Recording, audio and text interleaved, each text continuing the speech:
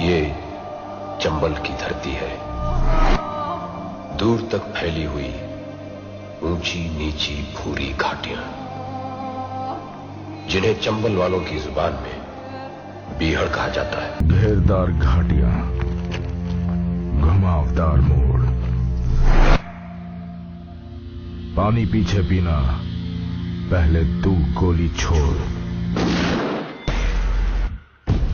मौत से टकराना इसकी शर्त पुरानी है, सोच समझकर पीना ये चंबल का पानी है। पूरा नाम क्या लिखते हैं आप?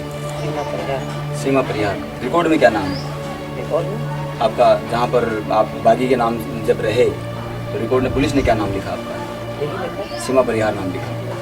वो कौन सा दिन था, कौन सा वार था, कौन सा सन था वो जब आप पहली बार घर से बाहर निकले बागी के लिए? आपका अपहरण हुआ सन शायद 1993 थी, 83। 83 जी। सन 83 में आप पहली बार घर से निकले? मैं अपनी मर्जी से नहीं निकले। अच्छा। मैं अपने घर पे सो रही थी जी। हमारे भाई दोनों छोटे छोटे थे और मम्मी पापा दरवाजे पे लेटे हुए थे। जी। मैं घर में सो रही थी। 9:30-10 बजे के करीब 10 लोग आए और मेरे को वहाँ पे सोते हुए उठाया गया। कितनी उम्र रही इसमें? तो साल हमारी उम्र 13 साल की थी। 13 साल की। उसके बाद फिर कितने साल बाद वापस घर आना हुआ? कम से कम 5-6 साल बाद हम अपने गाँव में आए। अपनी मर्जी से आए? अच्छा। तो जैसे ही मैं घर पे आई, क्योंकि हमारी मम्मी पापा बड़ा आदर्शी थे, क्योंकि वो किसी के सामने झूठ नहीं बोलना चाहते थे। तो जैसे ही मैं गांव में आई हैं तो जैसे ही हमारे मम्मी पापा को किसी ने बता दिया होगा कि हमारी लड़की आई है, तो वो घर से भाग गए। अच्छा। ये कहते हैं हम उसके सामने नहीं जाएंगे, कि कल पुलिस आएगी, कल हमसे अगर वो पूछेगी तो हम सीधा बोल देंगे कि वो आई थी, क्योंकि वो झूठ नहीं बोलती थी। कितने केस आप पर दर्ज हुए कुल मिलाकर के? हमारे पास है 29 केस आप पर दर्ज थे। उनमें से हत्याएं कितनी थी? उसमें 3-4 हत्याएं भी थी। 3-4 हत्याएं थी, बाकी सब अन्य लूट डकैती की थी और पुलिस मुठभेड़ थी। अच्छा। ऐसी कौन सी ऐसा कोई सीन आपको याद आता हो, ऐसा कोई घटना, ऐसा कोई कत्ल जिसने चंबल घाटी में शोहरत कर दी हो उस समय की आज ये दिन था कि सीमा परिहार पूरे देश में छा गया?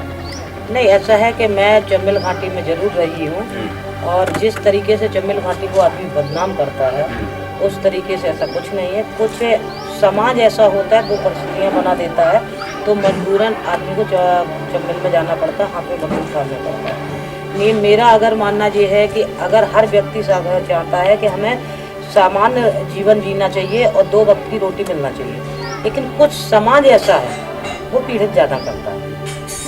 उस समय के समाज में और आज के समाज में कुछ परिवर्तन आया? काफ़ी अंतर है और अंतर पहले भी था, लेकिन कुछ समाज ऐसा है कि पहले की लड़ाइयाँ ऐसी थी कि घर में पंचायत लगा के या गांव में पंचायत लग के सॉल्व हो जाती थी, लेकिन आज की स्थिति में नहीं होती। अगर भाई भाई में तनाव हो गया तो सीधा पुलिस थाने होती है। तो परिवर्तन तो बहुत ज़्यादा हो चुका है। पहले फैसले होते थे? पहले ऐसा था कि पहले पुलिस थाना इतना था नहीं, और पहले ऐसा था कि एक दूसरे के जो बुजुर्ग होते थे तो उनका फैसला मानते थे, क्योंकि वो मुँह देखा कभी फैसला नहीं करते थे, तो उनको पंच बोला जाता था। जैसे 4 जने बैठ के पंच में बैठते थे, जो 5 आदमी 10 बैठ के जिस पंचायत को फैसला कर देता उसको पालन किया जाता था। और दूसरी बात ये थी कि जो पंच करने आते थे, चाहे वो घर का सदस्य हो बाहर का हो, लेकिन कभी एक तरफा बात नहीं करते थे। आज की स्थिति ये है कि अगर किसी की लड़ाई हो, भाई भाई की लड़ाई हो या दूसरे की लड़ाई हो, तो यहाँ पर मुँह देख के पंचायत होती है, तो इसी चीज़ का पालन नहीं होता। वो घटना कौन सी थी जिसने बहुत शोहरत कर दी चंबल घाटी में कि ये सबसे बड़ा केस था, ये सबसे बड़ा हमारा एनकाउंटर था, या क्या ऐसे कोई घटना याद आती है जिसने? नहीं, देखो ऐसा है कि मैंने चंबल में जरूर रहे हैं। जब अगर कोई चीज़ ऐसा है कि किसी को, जैसे मेरे पे हत्या हुई है, जैसे मैं ये नहीं कहते कि मेरे ऊपर हत्या का कांड नहीं था, ठीक है, जब मैं उस गंदगी में रहे हैं तो देखो वो भी हो जाता है। अगर गैंग का एक सदस्य करके आता है, वो 10 जने हैं, 10 अगर डिक्लियर हैं, 10 अगर बागी न होते तो क्या इच्छा थी, क्या बनते? अरे भाई, तो जैसे हमारे हम 4 बहनें हैं, जो 3 बहनें अपने घर में है, परिवार कुशल है, तो वही बात आपकी मेरा कोई जैसे होता है। आज की बेटियों की एक होती है कि मैं डॉक्टर बनूं, मैं इंजीनियर बनूं, आपका क्या मन था? कभी नहीं सोचा नहीं बचपन? ऐसा था कि मेरा पिताजी इतने गरीब थे, उनकी स्थिति ये नहीं थी कि वो पढ़ा सकते थे। तो हमारे कोई भाई बहन पढ़े नहीं थे, क्योंकि उनको ना हमारे पिताजी की कोई बिजनेस थी, ना हमारे पिताजी पे कोई क्या नाम है ज़मीन थी। तो जब जिस आदमी के पास में ना ज़मीन है ना कोई बिजनेस है, तो वो कैसे अपने बच्चे को पढ़ा सकते थे। तो हमारे कहना पिताजी भेड़ बकरियाँ पाल के तो अपने बच्चों का भरण पोषण करते थे, पेट पालते थे। माँ क्या करती थी? माँ हमारे घर में रहती थी। अच्छा अच्छा। अभी मदर फादर हैं? नहीं, दोनों खत्म हो चुके हैं। यही दिलियापुर में करता। आपको सजा क्या हुई थी? नहीं आपको सजा नहीं हुई? जी आप जेल नहीं रहे कभी? नहीं जेल रहा हूँ।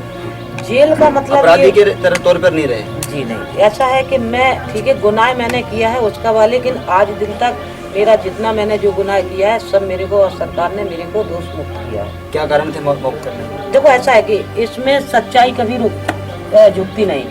जो सच था वो दुनिया के सामने आ गया, वो कानून के सामने भी आ गया। दूसरी बात ये है कि कोई बात है, अगर मैं हकीकत बोलेंगे, आदमी अगर ये सोचेगा तो सीमा परिहार गलत बोल रहे हैं। झूठ कभी रुकती नहीं है, हम 2 दिन 4 दिन रुका सकते हैं, लेकिन सच्चाई जो है वो चाहे अधिकारी हो या पुलिस डिपार्ट हो या बड़ा कोई हो, तो हर जनता जान जाती है, हर आदमी जान जाता है कि इसके साथ में न्याय था कि अन्याय था। तो अभी तक आपने सरेंडर किया? जी। किस तारीख को? मैंने 1 दिसंबर 2000 में किया। 1 दिसंबर 2000 को। किसके सामने? यहाँ तुम्हारे DMSP के सामने। कहाँ? कौन जिला? वो है जिला अधिकारी के सामने, यहाँ और ये जिला और ये जिले में जी। DM और अधिकारियों के सामने आप? हाँ, मैं जिला अधिकारी के सामने समर्पण कर दिया।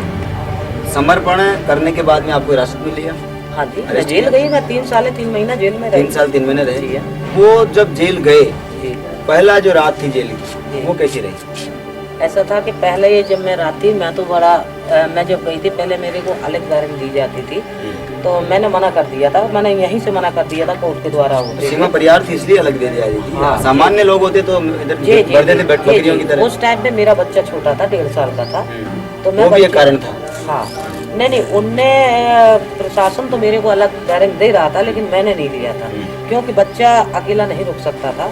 और जब मैं गई थी तो वहाँ पर 35 महिला थी, तो 2-4 महिला तो जब मैं वहाँ पर लेटी थी तो वो रात की बाथरूम करने तक नहीं गई है पूरी दिन रात, डर के वजह से कि ऐसा ना हो जाए कि सीमा परिहार के सामने होके जाएंगे, कहीं पैर का एरो होगा तो हमें ये मानने ना लगे। क्योंकि जब वहाँ पे मैं काफ़ी दिन रहे हैं, तो वहाँ पर जब बातें धीरे धीरे उजागर हुई कि जिस दिन मैं कही दीदी आप आई थी, हमारा तो पेट फूल गया था। हमने क्यों कि मैं बाथरूम करने नहीं गई, तो हम तो नहीं अंदर से जानते थे कि क्यों ये डरती हैं।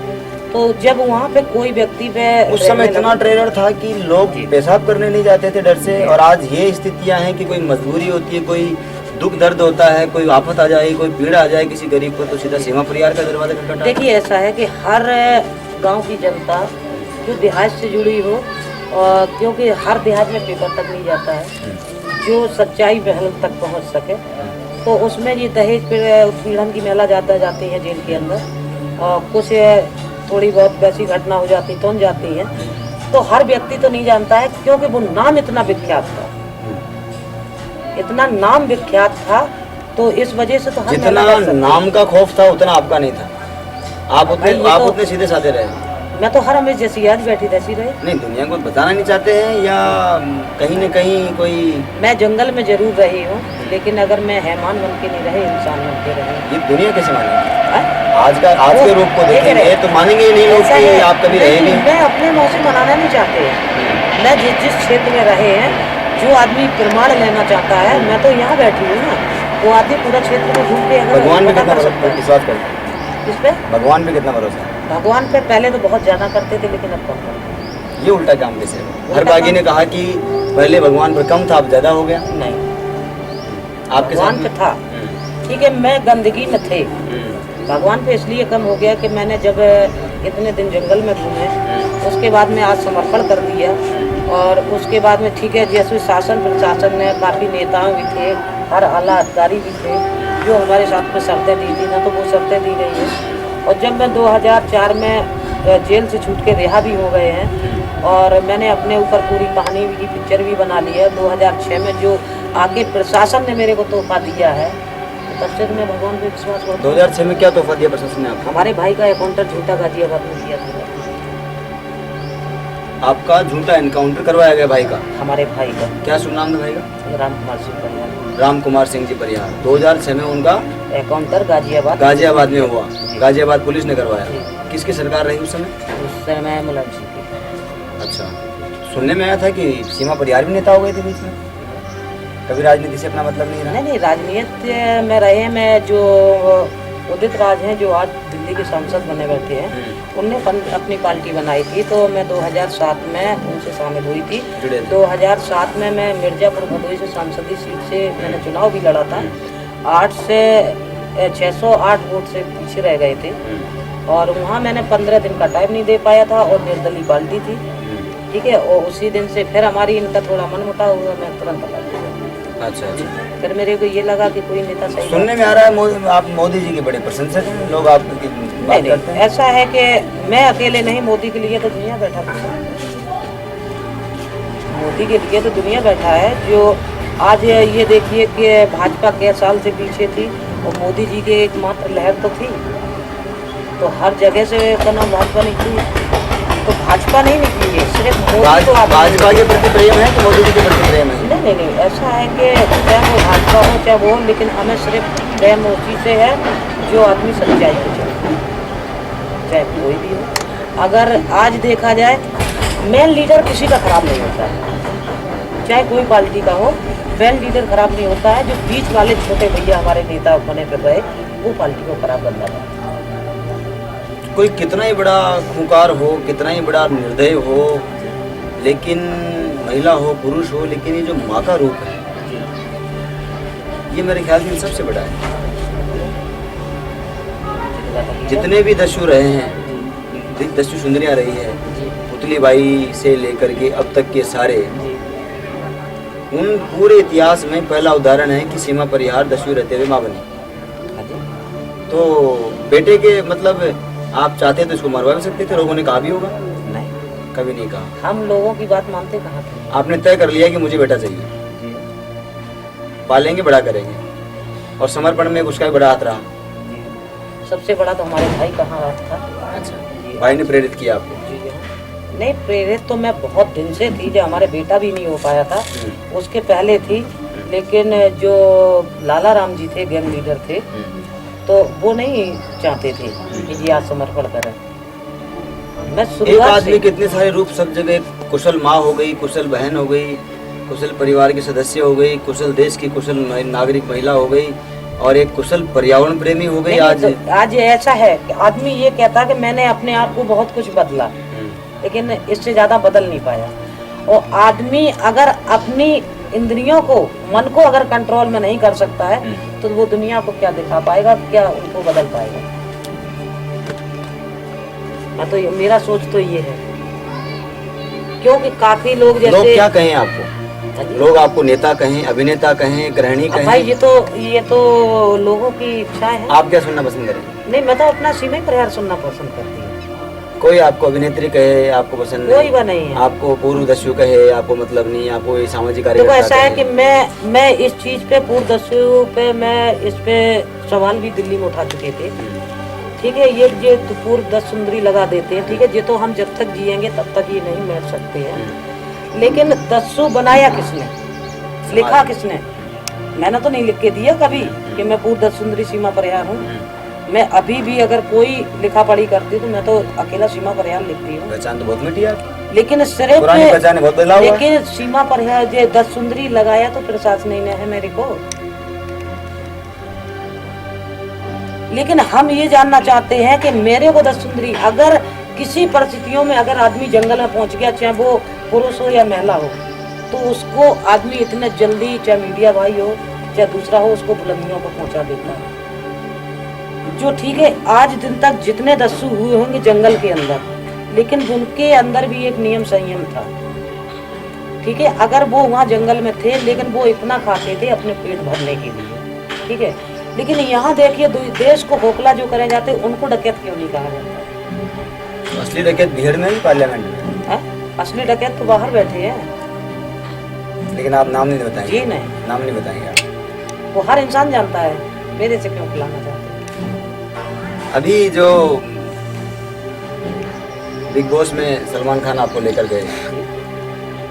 बिग बॉस में भी इस नाम का फायदा हुआ कि सीमा परिहार के नाम का? देखो ऐसा है कि जिस दिन मैं गए थे हो सकता है कि उन लोगों ने खाना खा लिया टाइम पर, सब लोगों ने जितने थे अंदर? जी हाँ। भोजन किया आपके साथ में? ऐसा तो नहीं था कहीं वो बात? अरे मैं बना के देती थी। आपने बना कर खिलाया उनको? जी हाँ। कितने दिन अंदर कितने दिन रहे? मैं 12 हफ्ता। 12 हफ्ता आप रहे? जी, 2.5 महीने। कोई वो तिवारी कौन था, वो उससे झगड़ा नहीं? तिवारी नहीं, मेरा तो किसी से नहीं हुआ। महिला से हुआ ना? अंकिता? नहीं, वो हुआ था डॉली बिंद्रा और श्वेता तिवारी से। श्वेता जी से। तो मैंने अगर किसी ने अगर क्लब चैनल अगर कोई ध्यान से देखा होगा तो मैंने उस पर बोला भी था कि बिग बॉस हमें या तो लेटर दे दें या हमें कन्फेशन रूम में बुला के 1 दिन की छूट दे दें। डॉली बिंद्रा जितनी गालियां देती मैं 2 सेकंड में खत्म कर देती, लेकिन वही है कि बिल्ली के गले में किसी ने घंटी नहीं डाली। और जब मैं जानती थी कि वहाँ पे बिग बॉस के घर में जितनी महिला थी कोई हमसे जीतने वाली नहीं। देश में तो बड़ी चर्चे हुए आपके इस कारनामे के, सब जगह चर्चे हुए कि सीमा परिहार इतनी गालियां जानती थी, फिर भी आपने गालियां नहीं बकी और इतना सादगी और परिचय दिया। कि मैं जब गई थी जिस दिन मैंने एग्रीमेंट किया था तो वहाँ एग्रीमेंट में सबके में लिखा था कि बाहर का मुद्दा भीतर नहीं उठाओगे। ठीक है, सबसे पहले तो रूल तोड़ा था कि डॉली बिंद्रा ने। श्वेता तिवारी या डॉली बिंद्रा की क्या लड़ाई थी मेरे को नहीं मालूम है, लेकिन डॉली बिंद्रा को नहीं लड़ना चाहिए था। और डॉली बिंद्रा ने जो मुद्दा उठाया था कि इसका पति राजा चौधरी बहुत अच्छा है, ये गलत है।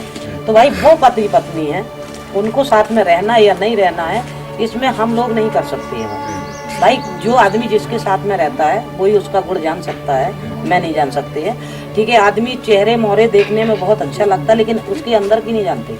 हम आपसे बात कर रहे हैं लेकिन मेरे तुम अंदर का नहीं जानते कि इनके अंदर कितना साफ है कितना काला है। तो जो मुद्दा डॉली बिंद्रा ने वहाँ पर उठाया था कि बिग बॉस के घर में, वो डॉली बिंद्रा को नहीं उठाना चाहिए था। तो इस पे मैंने बोला था, सलमान ने भी हमसे पूछा था कि सीमा जी आपको क्या लगा, तो हमने कैसा है कि आपकी जो फिल्मी लाइन से जुड़े हुए पढ़े लिखे आदमी हैं और अगर इनको अगर पहले एग्रीमेंट में सबके में लिखा था कि बाहर की बात अंदर नहीं उठाओगे, तो हमने कि इससे अच्छे तो हमारा चम्मिल क्षेत्र है, उधर का आदमी ज्यादा पढ़ा लिखा नहीं, अगर उसको एक नियम बता दिया जाएगा कि आपको बाहर की बात किसी मुद्दे को लेके भीतर नहीं करना है तो वो व्यक्ति मान जाता, लेकिन तुम्हारा शहर का आदमी नहीं मानता। मैंने तो बोला है सलमान खान से, अगर किसी ने दोबारा आपको बिग बॉस में बुलाएंगे तो जाएंगे? अगर बुलाता है तो फिर भी जाएंगे, तो मैं बड़ा नसीब वाली समझूंगी। लोग यहाँ पर बड़े चर्चे हो रहे हैं कि आप तो लोगों को प्रेरित कर रहे हैं और लोगों को भेज रहे हैं बिग बॉस में। नहीं, मैं तो ये चाहती, मैं ये नहीं सोचते हैं कि मैं जितने आगे को बढ़ रहे वो हमारा चाहे पुरुष हो या महिला हो, तो मैं कभी ये नहीं सोचते हैं कि वो बंदा वहाँ तक नहीं पहुँचे। हम क्लब तरु संस्थान की पूरी टीम की ओर से आपको शुभकामनाएं देते हैं अग्रिम कि बिग बॉस में आप जाएं, लेकिन शर्त यह है हमारी शुभकामनाओं के पीछे कि आप वहाँ पर एक पेड़ लगा के आएं। अगर बिग बॉस के घर में पेड़ लगा के तो मैं भी कल्पतरू संस्था की तरफ से मैं बोल रहा है कि आप लोग अगर दोबारा बिग बॉस में अगर भेजते हो तो जिस दिन मैं जाएंगे मैं बाहर से पेड़ लेके 1 नहीं 2 लेके जाएंगे, मैं लगा के आएंगे। मैं जब भी मुंबई जाऊंगा मैं आपको व्यक्तिगत रूप से वादा कर रहा हूँ, मैं चलिए सलमान खान जी से मिलना हुआ आपका मैं बड़ा नसीब वाले समझेंगे, बड़ा सौभाग्य समझेंगे कि विष्णु लामा ने हमें वहाँ तक फिर दोबारा भेजा। अभी जी जीवन में सबसे पहले आपने पेड़ कब लगाया? ऐसा कोई दृश्य याद कीजिए, स्कूल का टाइम हो? नहीं, पहले तो ऐसा है कि छोटे छोटे तो पहले गाँव में लगाते थे, बचपन का था। अभी मैं जब जेल से छूट के पिक्चर भी बना चुके, अभी मैंने 2-3 साल पहले ही लगाया, इटावा में लगाया 30-35 पेड़। कहीं का पेड़ थे वो? कुछ अमरूद के थे, कुछ आम के थे। किस सन में लगाए थे? ये 2010 थे। तो फल आने लग गए? नहीं, अभी छोटा है पेड़ा, अमरूद वाले में देसी लगाए, अमरूद वाले में आने लगे और लेकिन अभी आम वाले में नहीं आया, अमरूद वाले में तो 1-2 में आ गया। हल्का सा खा के देखिए। हाँ जी, कैसा लगा? बहुत अच्छा। आपने हाथ से लगा के आए थे तो जल्दी खाना भी चाहिए। नहीं, सौभाग्यशाली मानते हैं लोगों को जो अपने हाथ से लगाओ और खुद खा लो तो बड़ा। चक्कर एक्चुअली ऐसा था कि कुछ हमारे भाई लोग ऐसे हैं जो हम लोगों से जुड़े हुए हैं, तो उन्होंने फ़ोन किया। तो एक जैसे रामचंद्र साहब जी हैं, वो काफ़ी पहले ये इसमें विकास भवन में नौकरी करते थे, अब रिटायर हो गए हैं। तो वो भी अब हमारे इटावा में संस्था चला रहे हैं ये पर्यावरण का, पेड़ पौधों को बचाने के लिए, तो वो भी जुड़े हैं। तो उन लोगों ने हमें इनवाइट किया, तो मैं यहाँ से गए तो 30-35 पेड़ लगा के आए थे। अभी हम जहाँ भी जा रहे हैं वहाँ लोगों से पूछ रहे हैं, हमारी आपसे भी गुजारिश है। एक हमारे प्रभाकर जी हैं जी। यहीं पर इटावा में, और शायद में कोई सरकारी नौकरी करते हैं, क्योंकि मैं उनसे 10 मिनट के लिए मिले हैं। वो भी ये पेड़ पौधों के लिए पर्यावरण में चलते आपने हैं। दिल्ली में जिक्र किया था मुझसे। जी जी जी जी। मैं निवेदन ही कर रहा था, लंबे समय तक बीहड़ में रहे, जंगल में रहे जी। जब जंगल में रहे तो पेड़ पौधों ने आपको शरण दी, पशु पक्षियों ने आपको शरण दी, सबसे सच्चे मित्र वो रहे। उस तरफ ध्यान किसी का नहीं गया। ये और बात है कि ये विषय आ गया सामने। पूर्व जितने भी दस्यु रहे हैं, हम सबके पास जा रहे हैं जो भी जीवित हैं। और हम अभी मध्य प्रदेश का सारा पूरा हमने फ्री कर दिया। हरियाणा हम जाके आए हैं। पंचम सिंह जी बचे हुए हैं उधर, जो ब्रह्म कुमारी में चले हाँ गए। जी, ललितपुर साइड में। हाँ, जी हम चाह रहे हैं कि एक पूर्व दस्युओं का ऐसा कार्यक्रम हो। जी कार्यक्रमों में पूर्व दस्युओं को बुलाया जाता रहा है, सब जाते रहे हैं, लेकिन मेरे ख्याल से सब बागियों से मैंने पूछा, आपकी नज़र में क्या है मुझे नहीं पता।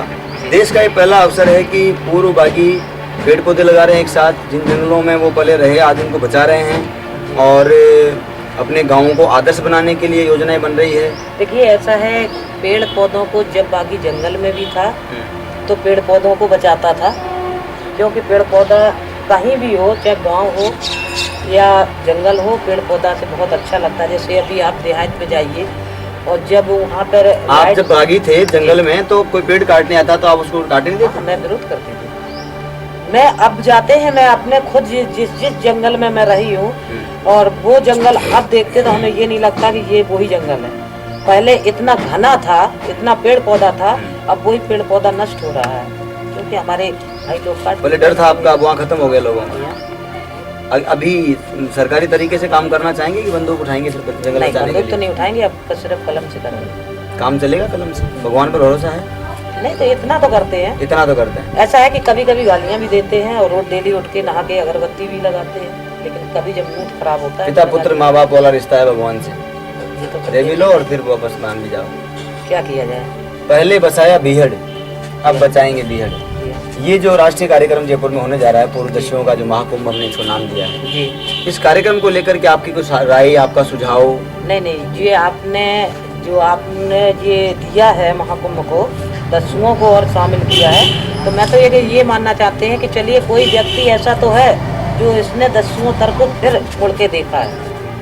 सरेंडर करने के बाद में सब बागियों ने कहा कि सरेंडर के बाद में कभी कोई आज तक नहीं आया जो कोई किसी मुहिम से हमें जोड़े या हमारे टाइम का सदुपयोग करे। जी, तो नहीं, तो ये हमने बात हकीकत हमने कह रहा है। चिंतन किया है जी, कि कल्पतरु संस्थान के इस कार्यक्रम के आयोजन में हम माननीय प्रधानमंत्री आदरणीय नरेंद्र मोदी जी के नाम एक ज्ञापन हम सब लोग दें और मोदी जी को सारे जितने भी पूर्व बागी रहे हैं वो एक ज्ञापन के माध्यम से अपने अपने गाँव को आदर्श ग्राम बनाने के लिए उनसे प्रार्थना करें। उन्होंने प्रत्येक सांसद को और अन्य संस्थाओं को आदर्श ग्राम बनाने के लिए प्रेरणा दी है, तो क्यों ना एक एक बागी अपने अपने गांव को आदर्श ग्राम बनाएं। तो आपको अगर आपका गांव दिया जाता है, सीमा परिवार को कहा जाए कि ये गांव आप अपना लीजिए और इस गांव को आदर्श ग्राम बनाइए, तो आप बना पाएंगे? नहीं, मैं तो ये कहते हैं कि अगर मोदी जी ये कहेंगे अपने गांव को बनाओ, तो मैं तो ये कोशिश करेंगे कि अपने गांव को तो बना ही बनाएंगे, मैं अगल बगल के गांव को भी बनाना चाहता हूँ, आदर्श ग्राम बनाना चाहते हैं।